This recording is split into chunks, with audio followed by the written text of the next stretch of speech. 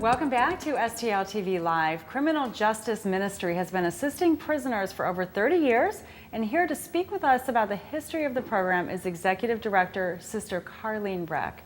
Welcome, Sister Carleen. Thank you. So, Criminal Justice Ministry, you all have been working here in the eastern part of Missouri for over 30 years. Right. So tell us a little bit about the history of why and how it got started. We began in 1979 because a number of people were running down to the city jail or the workhouse, and they wanted to just visit. They knew these people needed a human connection. So they were just willing to go down and sit and talk with somebody or maybe do some GED help. So these are members of the public, of our community. Yes, of the community, and they needed some coordination. So a group was asked to come together and get beginning the services of Criminal Justice Ministry.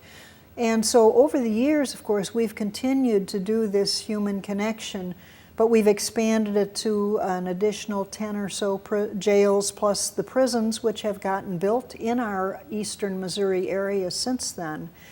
And there have been different types of classes, and someone else can tell you about that in the volunteer segment. But basically, that was the way it began. How can we organize to get this human connection going? And then it became clear that most of these people are coming out. They're not staying there forever. And when they come out, they deserve what just any human being deserves to have. They deserve to have, soap or a washcloth or some Kleenex or underwear, whatever it is. And so that's when CJM started to provide those basic necessities, and to do it in a very respectful way. Through the years, we haven't had a lot of resources, but whatever it was done very respectfully, and always something that was the sort of thing that you and I would welcome. Even if it had been slightly used, it was like new and done with very much respect.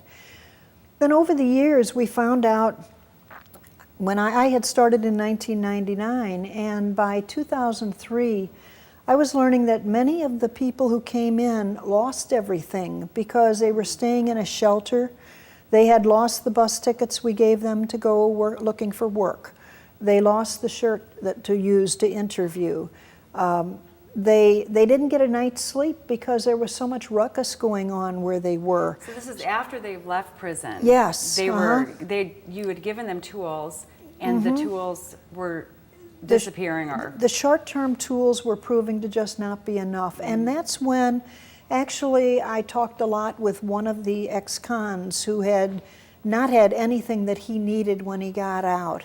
And we talked about it, and we started shaping a program called Release to Rent, meaning that after you were released, you would get to go to a place of your own. We started renting small units, 1 bedroom, or even, as small as we could find, efficiency if they were available.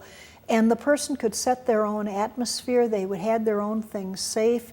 It was a challenge to get some of the landlords to rent to us because they had not done that before. As you may know, if you've got a felony, you can't just sign a lease. It'll come back to you, you'll lose your application money, and you have to start over again. So we were lucky to get some mom and pop landlords who were willing to work with us.